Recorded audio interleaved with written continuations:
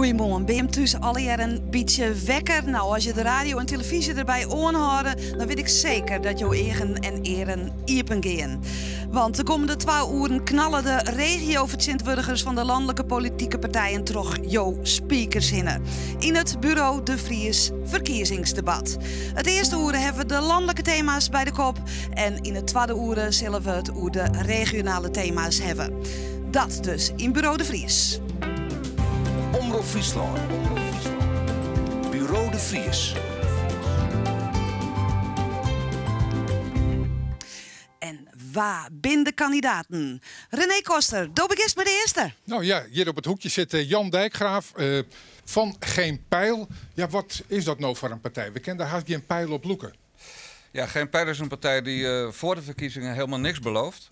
In tegenstelling tot alle andere partijen. Maar belooft wel om na de verkiezingen de kiezer de baas te maken. En dat betekent dat wij een platform ontwikkelen waar mensen kunnen stemmen over alle dingen waar de Tweede Kamer over stemt. Maar wel goed geïnformeerd door Kamerleden, door maatschappelijke organisaties en door elkaar. En dan vindt het maatschappelijk debat plaats op ons platform. Verder gaan we de Kamer extreem goed controleren, of de regering, dat gebeurt nu niet.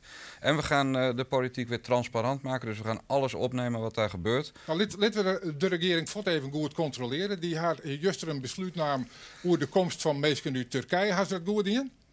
Nou, dat zouden wij. Kijk, dat is ook geen besluit dat in de Tweede Kamer moet worden. Er moet niet over worden gestemd. Maar het controleren van de regering. Ja, nee, maar dat gaat over of ze het beleid goed hebben uitgevoerd. Dit zou je kunnen doen. Dit gaat hier niet over. Dit gaat over. Is het goed om weer 624 miljoen aan Europa te geven? Zeg maar, dus de beslissingen waar wat tijd in wordt gestopt. En het gaat ook om het beleid in het algemeen. Maar ik jou vrees je van harte de regering het goed in deze kwestie Turkije, dan kan je ook geen antwoord aan. Daar kan ik zelf hartstikke goed antwoord op geven. Dus als je dat wil weten, wil ik dat best vertellen. Voor de verkiezingen hebben ze het hartstikke goed gedaan. Want hier scoort Rutte weer wat punten mee. Maar ik weet zeker dat 3 weken later dit niet gebeurd was. Waar gaat het daar, Simone? Ik begin bij Isabelle Dix van GreenLinks. Ben ik zo vereerlijk Dix op Jessia? Nou ja, Jesse is natuurlijk wel een heel aansprekende jongeman. Hij weet ons verhaal van verandering en van hoop en dat het anders kan op een geweldige manier te verwoorden. En ja, dat is heel aansprekelijk en aanstekelijk gebleken voor een heleboel mensen. Misschien wil je hem aanstel de grootste partij? Nou ja, niets is onmogelijk. Dus zoen je het hoopje? Nou, kijk, wij willen natuurlijk heel graag toe naar een links-progressief kabinet. Dus ja, dan zou het natuurlijk enorm helpen als GroenLinks te groot zou zijn. Ja. Is Jesse Klaver klaar voor een premierschap? Nou, ik denk eigenlijk in principe dat je nooit klaar bent voor een premierschap. Hè? Ik denk, je wordt dat. Maar is hij net te jong? Nee, want dan zou het betekenen dat je ook op een gegeven moment te oud zou kunnen zijn. En die vraag wordt ook nooit gesteld. Dus ik denk als je premier wordt, dan staat er natuurlijk een hele structuur omheen van mensen die je daarbij ondersteunen. Onze partij heeft heel veel bestuurlijke ervaring, alleen nog niet op het nationale vlak, maar wel bestuurlijk veel ervaring. En ik zou er wel alle vertrouwen in hebben, eerlijk gezegd, als hij premier zou worden. En wat zou Isabelle Dix bezutten in de Tweede Kamer? Nou ja, ik heb natuurlijk een aantal onderwerpen waar ik me hier ook op lokaal niveau heel druk over heb gemaakt. En dat ook in landelijk perspectief heb geplaatst. Ik ben veel bezig geweest met bijvoorbeeld landbouw, met stedelijke voedsel of regionale voedselproductie. Ik ben heel erg druk geweest natuurlijk met het verduurzamen van de regio. Nou, dat zijn natuurlijk onderwerpen, het verduurzamen ook van woningen en dergelijke. Ja, daar moeten in Den Haag echt hele andere besluiten over worden genomen als we versneld dat tot stand willen brengen. Dwarsemus is het ondergeschoven kindje deze verkiezingen. Het is ongelooflijk dat iets als de AOW-leeftijd blijkbaar bij iedereen in de frontale kwap zit. Maar een megaprobleem waar we met z'n allen heel veel geld aan kunnen verdienen en waar heel veel kansen in zitten en potentie voor ons land in zit, dat op de een of andere manier geen onderwerp is geworden. Dank u wel. Isabelle Dix. René. Ja, Aukje de Vries, VVD-kandidaat uit Ljouwert. Wij maken dat nou wat uit dat je een kandidaat uit Ljouwert binnen in die hele grote VVD-fractie? Ik denk het wel. Ik heb de oren of jou, Erik Murken, dat het uitmaakt tot de regiovertegenwoordigers binnen. Die zitten tot dicht op de zaken, die speel je in de regio.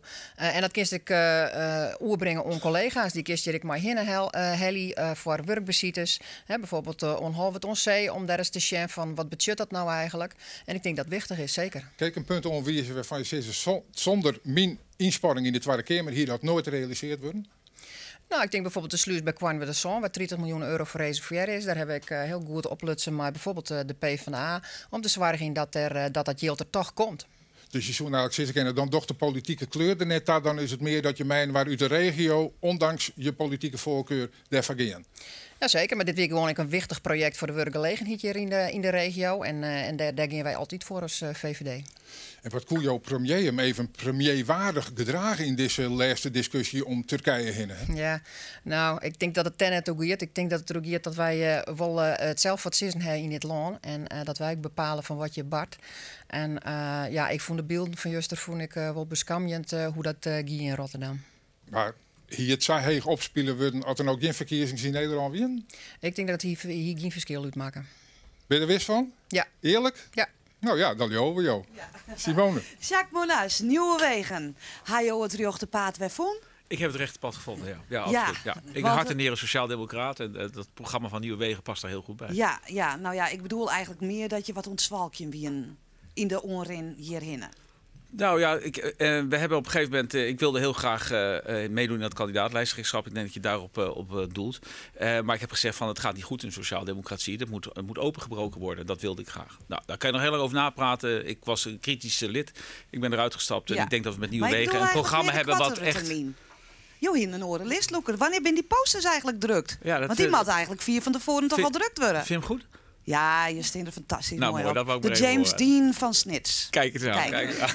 Ja. Maar het wie net handig, Monas. Nee, dat is maar goed. Op een gegeven moment, net als in een voetbalwedstrijd, moet je in de rust zeggen van jongens, we moeten toch de opstelling veranderen. Dat hebben we gedaan. Ja, dat heet Dien. Maar dit wisten je toch van tevoren? Dit wordt geen succes. Nee, maar goed, we wilden een partij niet. Kijk, onze partij bestaat uit mensen. Ik wil even hoe dat listloekerschap hebben. Ja, maar dat zal ik je vertellen. Ja. Die lijst bestaat niet alleen maar uit Jacques Monas. Die bestaat uit een verpleegkundige, een operationeel teamleider van de Koninklijke Marechaussee, onderwijzers. En dat wilden we centraal stellen. Ja. Nou, dus dat wil je. En als je dan mij daar in dat eerste instantie daar neerzet, dan krijg je dat beeld niet goed vorm. Toen hebben we uiteindelijk gezegd van ja, de media vraagt toch steeds naar Jacques Monas, even los van de persoon zelf. Dan moet je op een gegeven moment in de rust zeggen we gaan. En wees zo eerlijk, waar kinderen zo mooi op een poster als Jacques Monas? Nou ja, dat laat ik aan jou over. Oké, maar ik volg je een beetje op Facebook en je binnen druk rond campagne vieren. Ja. Heb je de hoop op een zetel? Ja, we doen ons uiterste best. We krijgen heel veel aandacht in lokale, regionale media, sociale media. Maar het is voor een nieuwe partij op dit moment heel moeilijk in de landelijke media. En dan zeg ik wel eens van, ja, als je niet in de wedstrijd kan meedoen, kan je geen doelpunten scoren. Dus dat is jammer voor een nieuwe partij. En ik had gehoopt en verwacht dat we daar wel meer kansen hadden gehad. Nou, misschien is het you the game change. Ja. Max Adema, hij zit nu in de Provinciale Staten van Friesland van de PVV, nummer 24 op een list. Nou ja, dat is kiele. Maar waarom wil je naar Den Haag, als er hier in Ljouwert al in de Staten zit?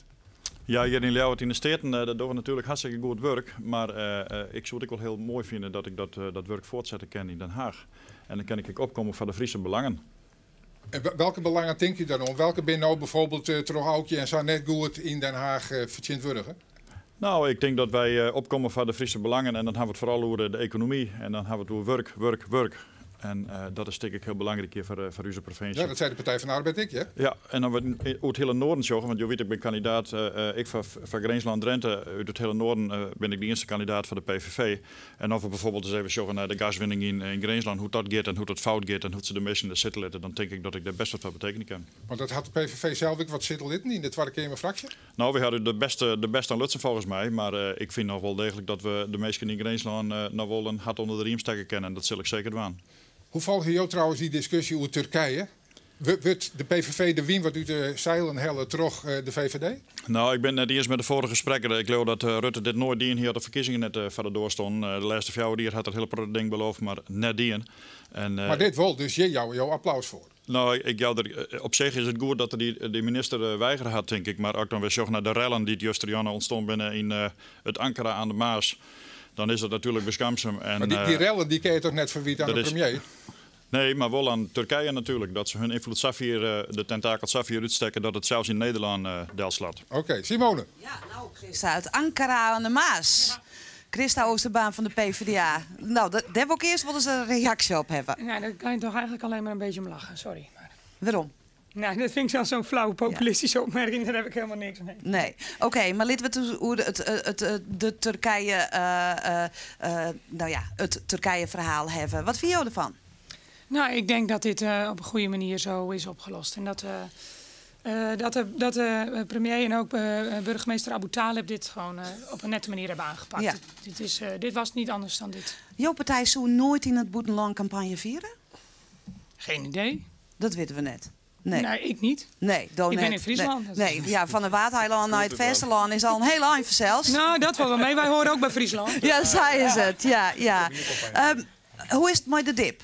Ben je hem nog altijd positief? Ik ben altijd positief. Ja. Ik heb geen dip. Ja, maar ik kan me voorstellen dat als je nummer 20 binnen, dat je dan denkt van, nu gaan zitten in de peilingen? Ja, maar we hebben de echte peiling woensdag. En ik hoor op straat hele andere verhalen. Ja, hoe kan dat nou? Ja, ik heb geen idee. Ja, dus Ik op heb geen stritten idee. jij je orenverhaal. Ja, absoluut. Mensen staan er wel degelijk open voor ons. Gesprek gaan goed. Mensen die, hoor ik ook steeds meer zeggen, we gaan toch weer PvdA stemmen. Jullie hebben het afgelopen 4 jaar wel die verantwoordelijkheid genomen. Dus ik zie het niet zo negatief in. Nee, Nee. maar 20 zitten? Ja, nou, en anders met 16.000 voorkeurstemmen, toch? Ja, zij is het. Hoeveel inwoners het Kielge? Ja, maar ik ben in Friesland, hè? Nou ja, dat is ik zo. Friesland. Nou, dus geen dip, volle vaart vooruit. Precies. Zij is het. Dat geldt ik voor 50 plus, Teun Wiersma van Drachten. Waarom wil je ook zo graag in de Kamer? Ja, waarom wil je zo graag in de Kamer? Nou, eigenlijk net zoals mensen moeten denken dat het voor jezelf een stukje promotie is, maar een stukje drive bij mij om op te komen van de Oude Rijn.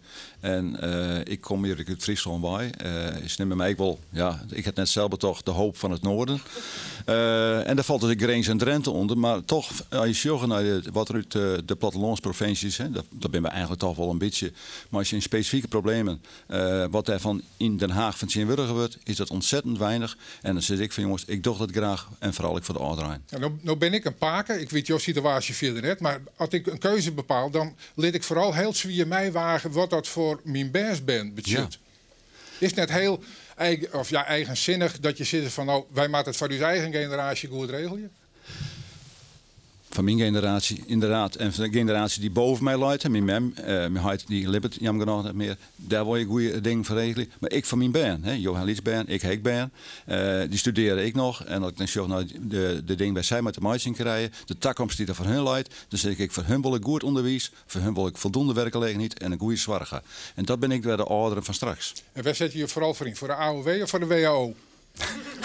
Je zou een krolmomentje niet meer kennen. Ja, nee, het is natuurlijk, we willen graag de AOW, waarom naar 64 hier. En dat ken ik. Dat verhaal is duidelijk. Simone. Harry van der Molen van het CDA. Wij vregen om posters er binnenop. Ja, ik had het niet meer lezen. Wat ben je populair? Ja, mooi hè? Ja, hoe kan dat? Ja, ik zit erop.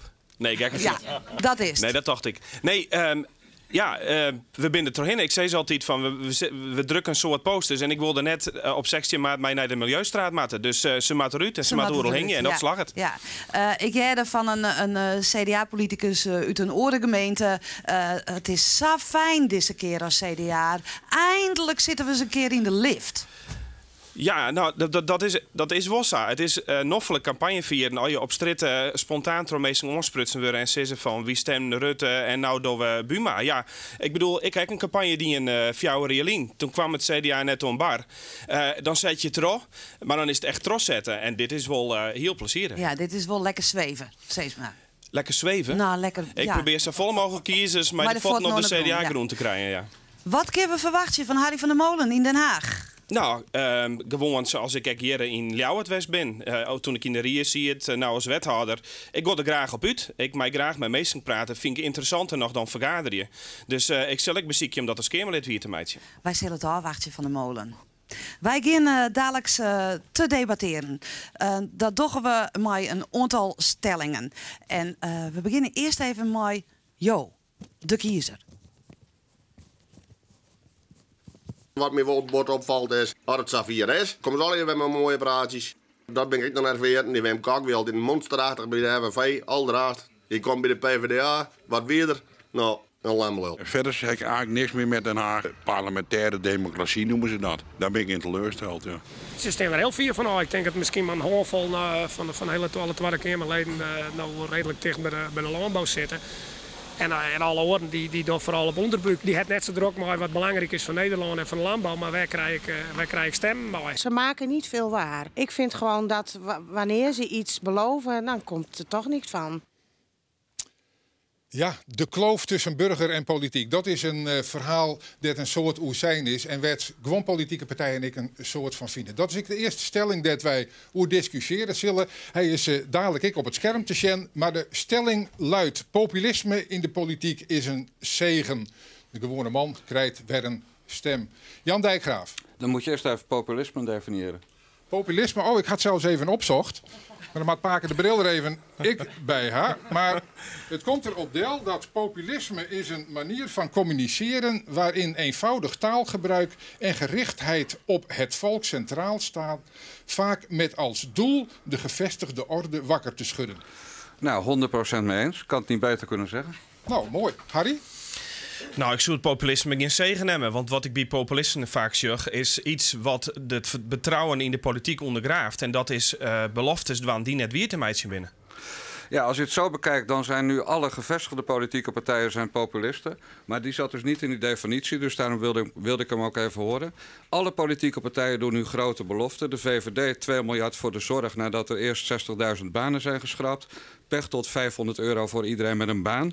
Dat zijn populistische beloftes. En daarom zeggen wij ook, we beloven maar één ding. We gaan na de verkiezingen doen wat de kiezers willen. Want de kloof tussen de bevolking en de politiek is gigantisch groot. 40% heeft geen vertrouwen meer in de politiek. 70% van de bevolking weet 3 dagen voor de verkiezingen nog niet wat te gaan stemmen. Van der Molen. Ja, beter kan het niet hebben. Dit is in ieder geval geen populisme, want wie duidelijk taalgebruik ga je al lezen.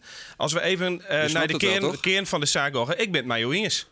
Als toen nou zei dat eigen risico afschaft kan worden en je witte van tevoren dat dat gewoon financieel net kan, maar dat geldt ook bijvoorbeeld op de AOW-leeftijd naar 64, dan gaat het er net om dat je beloften doggen, want dat doggen politieke partijen wel, maar onrealistische beloften. Dat je op voorhand witte dat als het 16 maart is, dat je net weer meidje kennen. Bijvoorbeeld 64, dat wilde jij dat door de PVV zijn en weer letterlijk de dag na de verkiezings en toen weer dat wegvat. En dat vind ik echt populisme. Ja, nee, dat ben ik ook met je eens. Nou, dan ben je het eens. Maar dat is ook het rare dat wij hier staan. Want ik denk dat jullie de minst populistische partij ongeveer zijn van de gevestigde partijen. Maar hoe komt dat? Omdat jullie al een paar jaar niet mee mogen doen. Maar als jullie straks weer mee mogen doen, dan gaan jullie weer applaudisseren voor de EU. Jullie Tweede Kamerfractie heeft bijvoorbeeld over het associatieverdrag met de Oekraïne gezegd: wij zijn tegen. Vind ik hartstikke goed. Omtzigt vind ik een fantastisch Kamerlid.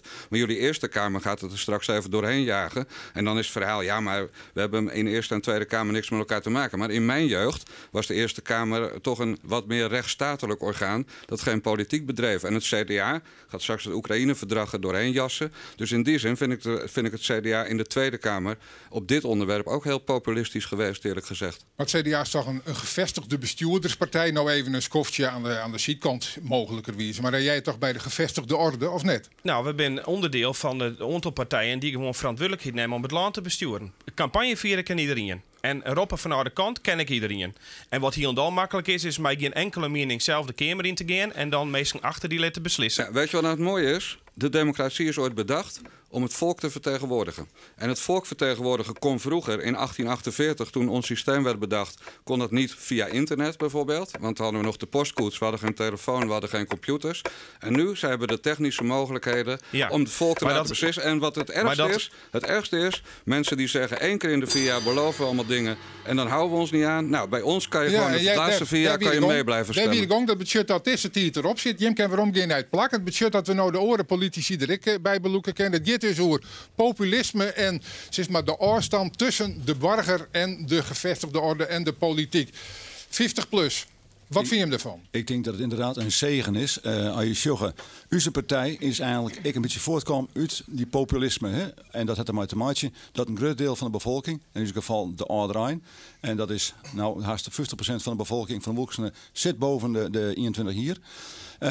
Is het maakt het zich zwaar een oer en daar wordt dus eigenlijk door de politiek net naar luisteren. Dus men belooft al ding, maar men pakt het net op en laat het lezen. En daardoor zoals ik, onze partij, nou en ik kan me voorstellen dat er meer partijen binnen, die komen nou op omdat er eigenlijk te min luisteren wordt naar het volk. En dat kan je populisme nemen, maar populisme is gewoon luisteren naar het volk en daarvoor ben je volksvertegenwoordiger. Het is altijd de gevechtste politiek. Mensen die al heel lang in een bestuurderspartij zijn, die zeggen, het zijn populisten. Maar het zijn over het algemeen hele goede verhalen. Kijk, je kan gewoon zeggen, ik ga het eigen risico afschaffen. Daar moet je wel financiële keuze voor maken. En als CDA dan zegt, dat is populisme, dat heeft niks met populisme te maken. Dat is gewoon doorgerekend, dat kan. Dat betekent dat je andere dingen van het geld niet kan doen. Maar dat is de keuze die je voorlegt. Dus je weet bij het CDA, dan ga je gewoon je eigen risico betalen. Dan word je dus gestraft als je chronisch ziek bent of als je ouder bent. Bij Nieuwe Wegen zeggen van nee, dat schaffen we af, dat eigen risico. Maar dat betekent dat je dat geld niet meer aan iets anders kan besteden. Dat heeft niks met populisme te maken. Dat zijn eerlijke keuzes die we nu aan de kiezer kunnen voorleggen. Ja. Nou, die eerlijkheid, daar gaat het eigenlijk een beetje om. Want bij populisme denk je vaak, ja, dat is de mensen wat naar de moeilijk praten en de moeilijke beslissingen uit de wijk in. Waar?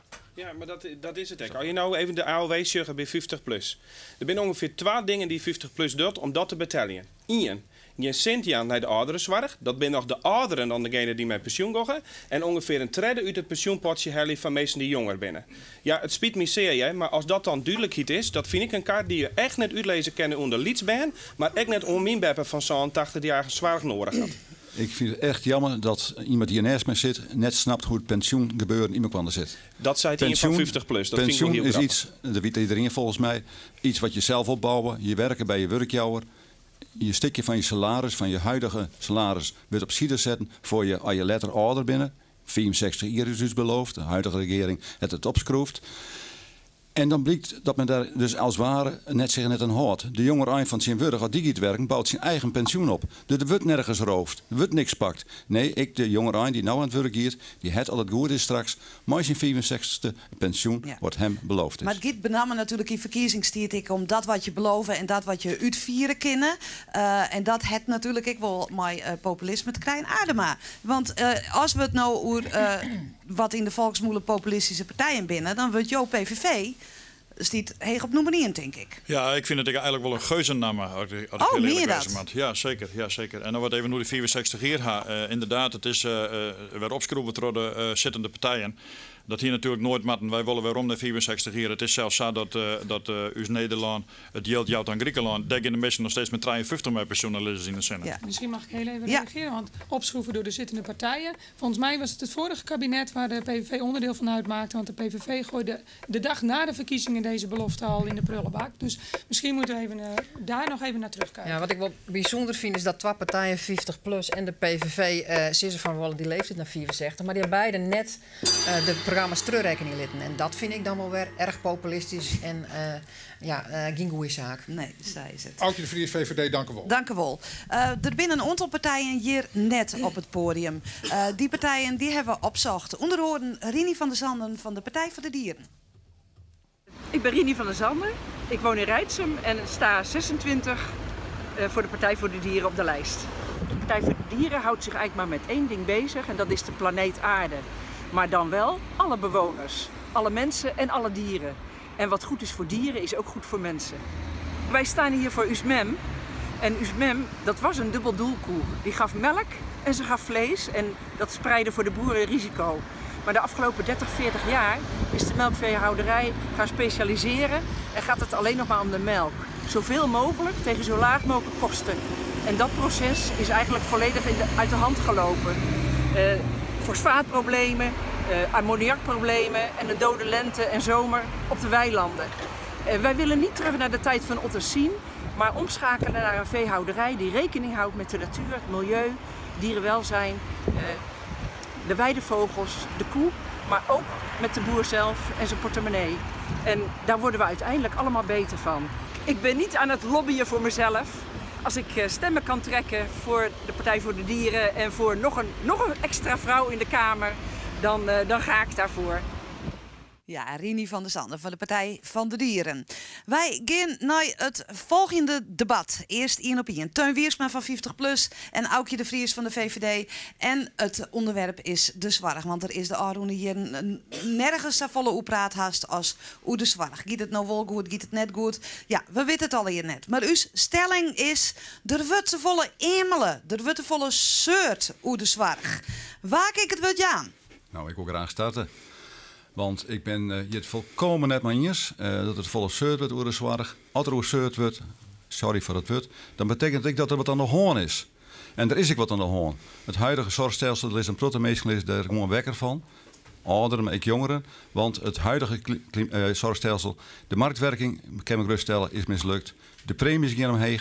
Er zijn te min handen om de mensen aan het bij te helpen. En daarnaast heb ik nog het probleem van een verplicht eigen risico. De mensen die waren net naar de dokter te stappen omdat ze bang zijn dat ze net betalen kunnen. Ja, en dan zeg ik, we moeten een oorsysteem daar, een systeem zonder marktwerking en zonder eigen risico. Aukje de Vries, jij bent daar verantwoordelijk voor. Ik zeg Teun Wiers maar boos zijn. Ja, dat is net terug volgens mij. Want ik denk dat we een van de beste zorgstelsels in heel de wereld hebben. Hier is het zo dat bijvoorbeeld een miljonair, maar ik bijvoorbeeld een bijstandsmoeder dezelfde zorg krijgen. En ik denk dat dat wichtig is. En die kwaliteit van de zorg is hartstikke goed. Er zijn wel zaken waar we beter presteren moeten. En dat denk ik dat het vooral de oudereindszorg is. En daar zullen wij extra in investeren willen. Maar dan geven we waarom weer. Kijk, de VVD is er onder andere mee verantwoordelijk voor. Inderdaad, in 2004, minister Hogevorst, het huidige zorgstelsel in werking zetten, met marktwerking. En we moeten echt concluderen dat die marktwerking dat het een mislukt stelsel is, dat er dikke fouten in zitten. Of we zien het oude in IREK 2016. Er werden zorgstops ouder op over de wijkverpleging. En die wijkverpleging die hebben we juist het nodig voor de ouderijn, omdat het huidige kabinet, zoals is het oude kabinet, en daar is de VVD verantwoordelijk voor, de verzwarigheid die wil juist om te bezuinigen dat de ouderijn meer thuis is, verzwaringstehuizen willen sluiten. Ik herlees nu er nog 800. Het geheugen van de 50-plus lid verzwaringstehuizen willen sluiten. En dat is echt ja, maar je kunt er wel terug praten. Maar even Aukje de Vries. Jouw geheugen ligt jou wel wat in de stek volgens mij. Want als je zorgt naar het ziekenfonds, hoe het toen weer de grote wachtlisten. En in de laatste periode van het ziekenfonds betalen lege inkomens meer dan dat ze nou betalen. En de kwaliteit van de zorg is gewoon hartstikke best in Nederland. De toegankelijkheid is hartstikke goed. En ik denk dat we net een structuurdiscussie gaan moeten, maar hoe we dan nou het huidige systeem nog weer beter moeten kennen. Nou, dan pak ik even erbij. Hier jongen in op je internetpagina, jongen, even je programma erbij pakt. Heel en dan stiert dan de VVD. Iedereen moet toegang hebben tot de beste zorg. Prima. Wie gezond is, betaalt mee aan de zorg van mensen die ziek zijn. Daarvoor hebben we de basiszorgverzekering. Maar nou, als je chronisch ziek bent, of je bent student, of je hebt een AOW'tje en je bent geconfronteerd met jouw verplichte eigen risico, dan hebben we dan een probleem. Want daar wordt het blijkbaar net een mooi partij. En voor iemand die een goed inkomen heeft. Maar je schrappen in een programma ik net het eigen risico. Ja, het is klaar. Nee, eigen risico had je zo alleen mogelijk. Naar 220 euro. En Wiersma, ga lekker op je plak zitten. Je mag je dadelijk weer verder discussiëren. Dan is er nog genoeg ruimte. Waar wil reageren? Waar zullen we dus even... Isabelle Dix. Ja, daar wil ik wel graag op reageren, eerlijk gezegd. Want de stelling dat er te veel gezeurd wordt, daar neem ik eerlijk gezegd ook afstand van. Mensen die om zorg vragen, doen dat niet omdat ze dat voor hun plezier doen. Dat is iets wat nodig is. En dat is ook wat zo ongelooflijk jammer is aan wat er nu momenteel in de zorg aan de hand is. De zorg zou eigenlijk een soort van nutsvoorziening moeten zijn voor iedereen, met een gelijke toegankelijkheid voor iedereen. En wat we zien is dat die marktwerking eigenlijk tot een hele rare, scheve situatie heeft geleid. Ja. Een nationaal zorgfonds, Erik, je voor pleiten. Nee, als je een nationaal zorgfonds wilt, je zou misschien kunnen voorstellen op het moment dat we nu met z'n allen zouden aanspoelen op een onbewoond eiland en je zou opnieuw beginnen, zou dat misschien een idee zijn. Maar dat is niet zo. We zitten nu in de situatie die we vandaag hebben met zorgverzekeraars die elkaar met grote marketingbudgetten aan het eind van het jaar te lijf gaan om klanten weg te halen. Die marktwerking die moet eruit. En bij GroenLinks hebben we gezegd we moeten gewoon 2 polissen krijgen. Een restitutiepolis en een in natura polis. Ja. Veel meer versimpelen van het aanbod. De marktwerking, weg ermee. Ja, maar de Nationale Zorgfonds inderdaad, dat kost miljarden om verzekeraars aan te keerpje. En dan is er nog net 1 seconde zorgverleend voor waar dan ook in Nederland. Dus ik denk dat het verknoeien van geld is. Maar ik wil 50PLUS in die zin wel bijvallen. Het klopt wat Aukje de Vries zei. Het 50PLUS skaft inderdaad het eigen risico heel dan net aan. Maar dat hetzelfde wat het CDA doet, dat is dus wel een goeie, is dat we het eigen risico naar beneden te brengen. Want ik praat mijn soort mensen hier in Ljouwerten op oren plakken, die wel heel eerlijk zien me zeggen van, ik vind dat eigen risico te heeg. Als ik dat al uitjaar mat, dan kan ik dat net betalen. En daar kunnen we vrij makkelijk wat aan doen. Maar beloven dat het alle keer aan de kant gaat, dat betekent eigenlijk maar 1 ding. Of er maakt een hele soort JLB met hegere belastingen. Nou, die ben al te vol omheen gegaan. Of de premies gaan omheen. En daar zit geen op te wachten. Links of rechts om het mat betellen we Monash. Kijk, een van de problemen rond die stelling is, waarom praten we er zoveel over? Omdat kennelijk niemand het meer voor het zeggen heeft. Hoe is het mogelijk dat we in dit land al 3 jaar aan het discussiëren zijn wat de bezettingsnorm voor een verpleeghuis moet zijn? En waarom laten we dat over aan een directeur hier of een manager daar? En dat moet gewoon klip en klaar duidelijk zijn. Het is ons belasting- en premiegeld. We bepalen in Den Haag als politiek wat de bezettingsnorm is. En dat duurt gewoon veel te lang. Dat is nu al 3 jaar gaande en dat moet gewoon ophouden. Dit is een klassieke fout van Monash. Dit is Haags denken. Want als ik nou in Friesland roen omgoch en ik zeg wat er in de Zwarg nou speelt, dan is het een hele soort landelijke regeltjes die net passen op een situatie die we hier hebben. Bij krimp bijvoorbeeld. Dan wordt er landelijk verplichting zijn, haarsafel kamers hebben, terwijl het aanbod er net is. Orenzwarg is nodig en daar is geen geld voor te krijgen. Van de Molen snapt het niet, want het heeft niks te maken of er 8 mensen in Dokkum verpleegd worden of 8 mensen in Rotterdam. Nee. Die hebben allemaal dezelfde zorg nodig. Maar Van de Molen snapt het wel, maar het enige verschil is dat ik als Monash al net 10 in de Nou jaren we er niks meer van. Nee. Nou, nog een laatste woord? Aukje de Vries? Nee, ken het meer. Nou, het zit net mooi deze ronde voor jou. Wij gaan weer even de provincie naar een van de orenpartijen. Sietse Skukking van D66. Ik ben Sietse Skukking, ik kom van Jessem en ik ben nummer 41 op de list van D66. Uw landschap en uw natuur is uw kapitaal. Wij willen naar een natuurlijke landbouw en toerisme. Dat jouwt namelijk werk van mensen in de dorpen, dat versterkt de leefbaarheid. Want dan komen er nieuwe mensen en met nieuwe mensen komen nieuwe bijen. En daarmee hebben ik weer ruimte voor zorg, voor zieke en oude mensen. Nieuwe mensen, nieuwe bijen, ruimte voor goed onderwijs. We moeten machinaal naar een soort nieuwe ruilverkaveling en nieuwe activiteiten in het dorpen. Het staat voor goed werk, goed onderwijs, goede zorg en een goed klimaat. Wat verhoort er als D66 in het regeer komt? Dan gaan we naar een groenere belastingstelsel, naar een dwarseme mierskip. Dat zei het D66, net onwijzig hier in het debat, maar wel Nieuwe Wegen en de Partij van de Arbeid. Beetje broerke en zuske misschien wel van, we hadden ze toch even in oeren was het om te praten over een stelling, een nieuwsgierige stelling die ik nog eens over werk gaat. De economie is het een flexibele arbeidsmarkt. De economie is het een flexibele arbeidsmarkt. Verste baan ben net meer van deze tijd. Christa Oosterbaan. Hier zijn wij het absoluut niet mee eens. Wij denken dat vaste banen wel degelijk nodig zijn. Mensen krijgen daardoor zekerheid en gaan investeren in hun toekomst. Dus vaste banen die kunnen we stimuleren door fiscale maatregelen, zodat vaste banen goedkoper worden, flexibele banen duurder. Ja, maar jij wil graag een soort mensen ontwerk hebben. En werkjouwers zitten, wij willen wel mensen oornemen, maar net als ze een vers contract hebben, dus dan geven ze er na 2 jaar weer uit. Ik denk dat er een nieuw sociaal akkoord moet komen tussen werkgevers en werknemers met de bonden en de overheid. En dat we hier een goede afspraken kunnen maken. Zo kunnen we bijvoorbeeld voor het MKB, binnen een klein bedrijf, ervoor zorgen dat die tweede jaar doorbetaling bij ziekte, dat die eraf gaat en dat die collectief weer betaald gaat worden. Dat zou de MKB heel erg helpen. En zo zijn er dus fiscale maatregelen om dat te stimuleren. Jacques Monas, Nieuwe Wegen. Wil je een oorpaard inslaan als de oude Partij van de Arbeid? Kijk, wat je ziet dus bij alle midden- en kleinbedrijven in Friesland, die zeggen allemaal, wij willen graag mensen in vaste dienst hebben. Want dat is de kwaliteit van ons bedrijf. Wij weten dan wat voor personeel we hebben, hoe Klaas werkt, hoe Piet werkt, hoe Antje werkt. En dat hebben we gewoon weer nodig. Alleen het wordt ons nu onmogelijk gemaakt. Dus die regelgeving moet veranderen. Er moet een nieuw sociaal akkoord komen. Gelukkig vinden steeds meer mensen dat. Maar we moeten er echt van uitgaan. Het idee dat ondernemers iedereen maar flexibel aan het werk willen hebben, is grote onzin. Voor het midden- en kleinbedrijf zijn vaste banen heel belangrijk. Het tweede punt wat heel belangrijk is, stoppen met die ongeremde arbeidsmigratie uit Polen, Roemenië en Tsjechië, noem maar op. Dat is funest voor onze arbeidsmarkt. Ook nu weer deze dagen, waar ik ook kom, of nou in Brabant kom of in Friesland, er staan Polen voor heel weinig geld te werken. Dat zeggen de ondernemers ook gewoon. Ja, ik ben wel gek als ik het niet doe, anders doet mijn buurman het. Dus we moeten echt ophouden met dat vrij verkeer op deze manier te organiseren in Europa. En dat is zo mooi van onze partij, waar onze lijsttrekker zich enorm sterk voor heeft gemaakt, is de wet aanpak schijnconstructies, zodat we iedereen voor gelijk loon hetzelfde werk laten doen.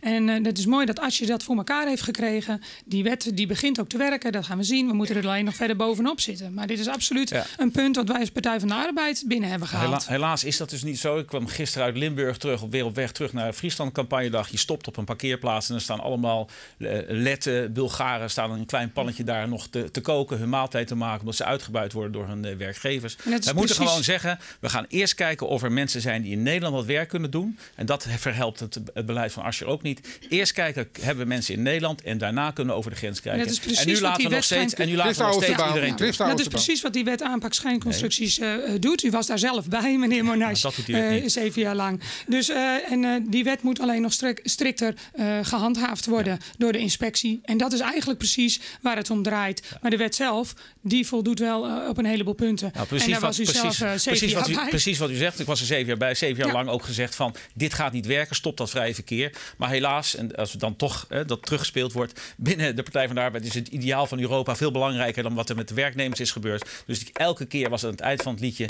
durfde men niet door te zetten. En dat is een van de redenen waarom ik Nieuwe Wegen ben begonnen. Omdat er paal en perk moet worden gesteld. Want dit gaat ten koste van de hoogte van de lonen van werknemers. En het gaat ten koste van de baan.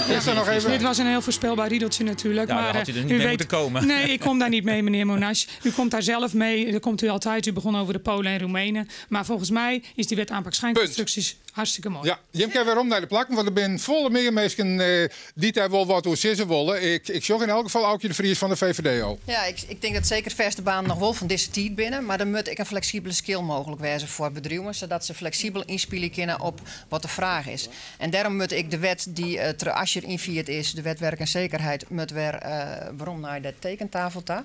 Want we zorgen gewoon de problemen die binnen. Ik ben recent nog geweest op de Waadeiland. Daar is echt de horeca-ondernemers klaaien hoe die wet werk en zekerheid, omdat ze maar een heel beperkt aantal tijdelijke contracten aanbieden kunnen. En dat werkt gewoon net voor die sector. Wat nog vergeten wordt, is dat we ook nog een regeling hebben, ook dankzij meneer Asscher en andere kabinetten waar de PvdA keurig in zat, waarbij je mensen die ziek worden een aantal jaren moet doorbetalen. En dat is een hele goede reden voor werkgevers om te zeggen, laat maar even zitten die vaste contracten, we huren wel mensen freelance in. Maar volgens mij Jan Dijkgraaf, dank u wel. Ja, volgens mij heb ik daar net antwoord op gegeven in het 1-op-1 debat met de heer Monash. Is dat wij daar voor het midden- en kleinbedrijf zeker weer naar terug willen dat het een collectief gebeuren is.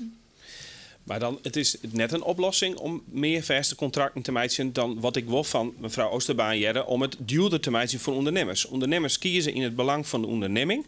En het CDA wil heel graag dat een vast of een flexibel contract, dat die in kosten vergelijkbaar binnen. Want ik praat met een soort MKB'ers die heel graag vooral jonge mensen vasthouden willen. Die talentvol binnen, waar ze tijd en energie in stutsen hebben. Die willen ze een vast contract, Jan. Maar omdat het risico er is, bij doorbetaling, bij ziekte en zo, doen ze het net. Nee. Dus het is net het afstraffen voor een flexibel contract. Want er zijn genoeg ondernemers die tijdelijk in dienst hebben moeten. Maar meidjes ze goed keer omdat echt die zekerheid van een vast contract, maar voor volle meer mensen binnen bereik komen. Ja. Maar we hebben hier een land dat de rechten van werknemers behoorlijk borgt binnen, maar daarom tornt worden. Isabelle Dix? Nou, kijk, wat je nu heel veel ziet, is dat aan die rechten wordt geknabbeld, doordat veel ondernemingen ZZP'ers in dienst nemen. Ja. Dus vast personeel ontslaan, ZZP'ers in dienst nemen, die vervolgens voor eigen rekening een risico per uur worden betaald. Op die manier worden weggezet. Het is wel een beetje een vorm eigenlijk van moderne uitbuiting, wat mij betreft. Dat zijn zaken die echt door dit kabinet hadden aangepakt moeten worden, maar in ieder geval door een volgend kabiet veel beter opgepakt moeten worden. Ja, maar maak je dan de ontslagprocedures vermakkelijken? Dat mensen niet vast nemen kunnen, maar ze eerder weer ontslaan kunnen. Het zou in ieder geval mooi zijn dat mensen weer in vaste chance komen. Dat mensen bijvoorbeeld een stel wat allebei de hut werkt, dat is in het dat is een hypotheek krijgen om een fatsoenlijk huis te kopen. Dat wie vroeger wel zou en dat ze nu eigenlijk wegkomen moeten. En ik wil er nog even aan memoreren dat de meeste, heel veel ZZP'ers in ieder geval, die worden gedwongen ZZP'er, omdat ze er ergens uitsleen binnen. Ja. Dan maar we bijvoorbeeld ik daar naar een flexibel contract wat langer door je mee. Want nou mij is toen 2 keer in een jaar contract, maar als we nou een flexibel contract kennen meidje van 4 jaar, jouwt het een hele soort zekerheid. Heel slecht. Dank u wel, Harry van der Molen. De ronde is voorbij. We hebben dadelijk nog 1 stelling in uw eerste uren van Bureau de Vries, het verkiezingsdebat. En dat giet oer dat dit een hele hoop hoe praat wordt. We laten eerst even de stem van het volk jaren. Maar komt hier voor een schep van boetelanders om? Die kan alles krijgen. Ik krijg een fiets, die krijg een meubels. Maar ik ben vroeger opgegroeid bij PvdA. En dit hier hebben we eerst door het horen. Voor buitenlandmensen is hier echt moeilijk werk vinden. Een probleem is soms bedrijven alleen kijken van Nederlandmensen, maar soms buitenlandmensen ook probleem met de ervaring van werken hier. Dan doe ik het leven daarheen.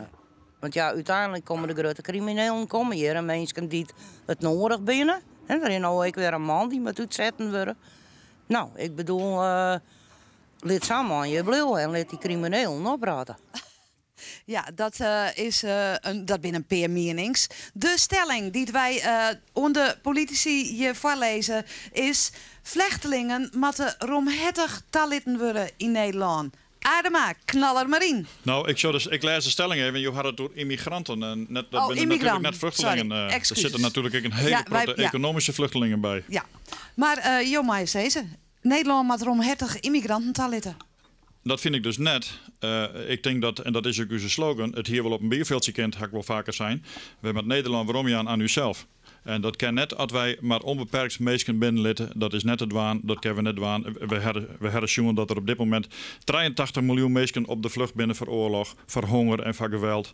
Al die mensen kunnen wij net bergen. Dat mag we niet willen. Isabelle Dix. Ja, ik zou haar zeggen, het antwoord dat de heer Adema geeft is eigenlijk meteen het antwoord in die zin op de stelling. Namelijk, waarom zijn al deze mensen op de vlucht? Niet omdat ze zo graag huis en haard en alles achterlaten, maar omdat de manier waarop wij de wereld met elkaar hebben georganiseerd ertoe leidt dat veel mensen in oorlogssituaties en in gebrek terechtkomen. Dat is waar we met elkaar actie op moeten ondernemen. Daarom is een sterk Europa van belang. Ik denk dat het echt helpt om die Europese samenwerking veel verder uit te bouwen. Maar het beeld wat u net ook even schetste met de bijzin Ankara aan de Maas, dat zijn ook allemaal termen waar ik echt wel een beetje onpasselijk van word, moet ik heel eerlijk zeggen. De manier waarop de PVV naar mensen uit het buitenland kijkt, waar we toch echt ook als maatschappij moeten constateren dat er heel veel toevoeging is aan onze maatschappij, dat deze mensen zaken inbrengen die goed zijn voor onze economie en dat we dat op een slimme manier goed moeten organiseren. Dat is denk ik iedereen met u eens. Maar de manier waarop u daarover spreekt vind ik echt onwelgevoeglijk. Adema. Ik hoop dat jou ook eens en dat je net onpasselijk wordt, want het is natuurlijk grote onzin wat Jon verkondigt hier. Het binnen net al je tandartsen en dokters die je binnenkomen. De meeste mensen, heel veel mensen, die houden vooral in het begin natuurlijk de haan op. En Jo had ik nog een heel selectief beleid nog in de tasting. Jo let alleen de mensen binnen die aan u zijn doorsteen te rammelen. We hadden van de week op televisie als je herkent. In Afrika bijvoorbeeld ben 20 miljoen mensen die het hongersnood lijden. Jo let alleen maar de mensen binnen die je buurs aan het doorsteen te rammelen. Daar je wel wat voor dwaan willen, Adema? Nou, ik vind dat... Ja, want dat geeft wel hoop eigenlijk. Dat zou je wel zeggen, maar ik vind dat het eigenlijk net een overheidstaak is. De mensen moeten zelf bepalen wat ze dat willen. Als mensen een deel van hun inkomen willen aan dat soort ontwikkeling, dan moeten ze dat mensen zelf ook beslissen. Mensen moeten dat zelf beslissen. Dat is net van de overheid. Wacht even hoor, ik ben u even kwijt. Zegt u nou dat als je iemand bent in een land waar een hongersnood is en je komt naar Nederland en je kan voor een deel iets zelf betalen, dat je dan wel welkom bent? Nee, ik zeg alleen maar dat mensen daar een vrije keuze in gaan moeten. De Nederlanders, ja, maar welke de mensen moeten dan die vrije de keuze? mensen die hier in dit land wonen, die mij zelf bepalen dat ze dat willen of net willen. Als ze ontwikkelingshulp willen. Oh, ik denk dat er even een licht misverstand wie, mevrouw Dix. Dat had wel geholpen, ja, denk ik. Nou ja, net romhertig, maar hoe dan wel? Nou, zat wij in ons programma Extern wij vinden dat mensen in hun eigen regio opvangen worden moeten, in hun eigen cultuur, in hun eigen klimaat, met hun eigen taal. Maar mag ik daar nog even op reageren? Want het is toch wel echt helder dat de regio, als je kijkt ook naar het conflict in Syrië, al ongelooflijk veel doet. Hè? In Libanon is 1/4 van de mensen nu vluchteling. Als je dat vergelijkt met wat wij hier in Europa doen, moeten we ons schamen. Zitten. Jammer. Ja, Ga lekker zitten. Ja, ga lekker zitten, want we moeten verder in het grutter vermidden. Ja, ik weet wat Adema zegt, die moet nog even haar Saoedi-Arabië, want dat is dan de kaart die hij speelt. Maar ik wil even naar de barmhartigheid, de gedachte die bij het CDA benamen een sterke rol speelt. Hoe reageer je bij dat in de achterholen op een stelling over immigratie? Voor het CDA zijn er 2 onderdelen heel wichtig. Eén is de rechtvaardigers. Dus ik ben het net eens met de PVV. Als mensen hier voor oorlog, voor geweld, voor vervolging onder de grens, dan zit je net jouw blauwe maar aan de orenkant. Dat ken je net weer, meidje. Dat is je morele, maar ook als land een plicht. Het tweede is wel, we kennen echt net oneindig groepen mensen binnen litten. Want we moeten het mijn wander wel bolwerkje dat al deze mensen hier een takkomst opbouwen kennen. Als we naar het verliezen zeggen, binnen nog altijd een hele soort mensen die hier gaan binnen, die nou een bijstandsuitkering krijgen, die nog net aan het werk binnen, die de taal nog net kennen. Dus we moeten net te lichtvaardig uit, want dat die mensen hier komen en kom maar. We moeten het wie meidje naar deze mensen. En als we ze zitten litten, omdat er te volle mensen we hebben geen zorg, geen onderwijs, geen opleiding om Jan kennen, dan is er niks barmhartigs om. Harry van der Molen, CDA, weer dat. Teun Wiersma, Nou, van 50 plus. Ja, we zijn natuurlijk net linnig op de raad. En je kent ik het van ik en de literares maar stikken. Ik ben het wel, maar Harry eens dat je natuurlijk ik en iedereen hierheen je kennen, want dan wordt hier ik een probleem. Maar de echte geval, daar zou je toch dan wel moeten. En vanuit 50 plus is het week van ontvang die mensen wel. Een sociaal beleid, een goed beleid erover. En aan de andere kant, bied ik de hulp daar te bieden in het land waar het plak vindt. Want er staan ook groepen mensen die op een duur wel waarom willen. En dan is het volle beter misschien dat je daar de situatie verhoren kennen. Maar weet je de situatie in de landen daaromheen? Ja.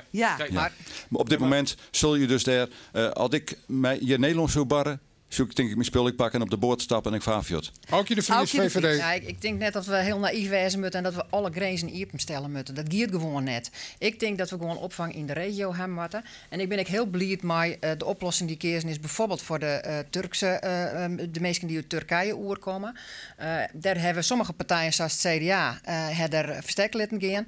En ik denk dat dat geen goede zaak is, omdat ik denk dat dat een mooie manier is om zeg maar vluchtelingen goed op te vangen in de regio. En ze net haast te dwingen om in wiffe bootjes naar Griekenland te varen. Jacques Monuis van Nieuwe Wegen. Kijk, er is natuurlijk een grote fout gemaakt door de partijgenoot in Duitsland van het CDA, van mevrouw Merkel. Die heeft gezegd, wir schaffen das. En vervolgens kwam dus iedereen deze kant op. Ik neem ze niet kwalijk. Ik had waarschijnlijk ook gedaan. Ja, als we die beelden hebben gezien en wat ze nu aan het doen zijn in Duitsland, zijn ze miljarden aan het betalen om ze weer terug te sturen.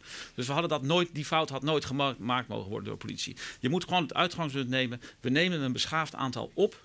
Daar gaan we omheen staan, maar beter wat minder goed dan ze nu aan hun lot overlaten. En dan komen ze vaak ook in kwetsbare wijken terecht. En dan gaat het ook nog ten koste van de bijstand van anderen. Dus je moet er moet echt, en wat ons betreft, een minister van Migratie komen. Het is een chaos op dit moment. De inburgering loopt niet goed. Kom met een minister van Migratie om dit goed te gaan regelen. Ik wil Christa Oosterbaan eigenlijk. Je bent het dus met me eens dat het iepen grenzenbeleid van de EU net werkt. Nou, dat beleid van Merkel heeft totaal niet gewerkt. En dat had je nooit op die manier moeten doen. Christa Oosterbaan, Partij van Ik Arbeid. luister met verbazing naar wat sommige partijen hier nu beweren. Over iedereen maar toelaten, open grenzen overal. Volgens mij beweert helemaal niemand dat. Maar wat wel zo is dat als jij mensen in de regio wil opvangen, wat ook een goed systeem kan zijn. Alleen, daar worden al heel veel mensen opgevangen. Zal je daar ook geld beschikbaar voor moeten stellen. En zal je ook meer aan ontwikkelingssamenwerking daarvoor geld beschikbaar moeten stellen. Adema van de PVV. Jilt terhinnen, dan vangen ze ze op in de regio, zei Christa Oosterbaan. Ja, maar we hadden het vaak of het op dit moment door Syrië gaat. Dan is er natuurlijk een hele protte rieke land omheen die gewoon de oren kant iets joggen. Je kunt het zelf op tellen. Ja, dat ligt het mij wel. Maar we moeten net alleen nog maar denken aan mensen die hier komen. Hè? Hier een plakje aan. Wat als we nou even zeggen naar die demonstratie in Rotterdam. Hè? Er zijn Turkse inwoners van Nederland die op de voest beginnen met Nederlanders in politieuniform om een minister uit Turkije te beschermen. En dan ben we echt wel vier op aard met een ander. Harry van der Molen van het CDA. Tegen dank je hem alle jaar. Het eerste hoeren zit er haast op. En we gaan dadelijk zo naar het regionale debat. Maar misschien dat we nog even jaren kennen bij Andries Bakker, politiek commentator bij de omroep. Hoe je dat ontnota vindt? Nou, ik twitter hier in elk geval een heel soort Jeroen. Dus dat gaat goed. Ja, bij de hashtag? Hashtag Bureau de Vries en hashtag Omroep Friesland. Het begon natuurlijk heel ontspannen. Hè? James Dean van Snits waarneemt. Hoop van het Noorden, Teun Wiersma.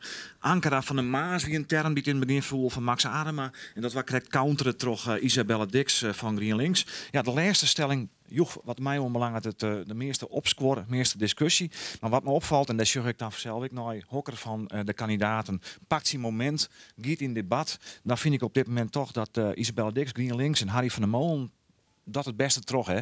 En het meeste ik hun meningen trog door. Het college van jouw dochter goed? Nou, nota wel. Dat het er misschien wat klein. Dat jouw dat er ik van alles in de hoorn is. Hè. We denken aan campares. Misschien wordt er intern ik wel bot discussieerd. Dat je met al een beetje wend binnen. Maar ik vind dat op dit moment wel de twee meesten binnen die tot een leiding in als het om de landelijke standpunten gaat. Nou ja, de landelijke standpunten win ik de centrale stellingen van de eerste uren. In de tweede uren wordt het al je wat regionaler. En dan zitten we met regionale stellingen helder beziekje te krijgen. Wat is er meestal in Den Haag al je het willen voor us Friesen? Nou, we hadden nog een paar orenpartijen die van Jere litten die je net onder het debat meedogen, maar die wel degelijk ik een idee van Friesland had. Dus in de tweede uren hebben we het zeker nog het nodige van Jim in petto. Van de Friese kandidaten en van de meesten hier aanwezig. Wat u zo belangrijk onduidelijk.